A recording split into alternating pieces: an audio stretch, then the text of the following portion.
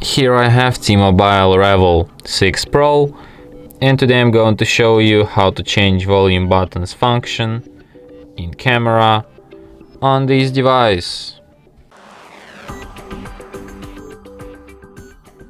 So to do this, firstly you have to open camera, then tap on the gear icon here to access its settings, and by going to shortcut to take picture, for some reason it's called this way, you can change its volume buttons feature. You can set it to take picture, record video, zoom, or just off.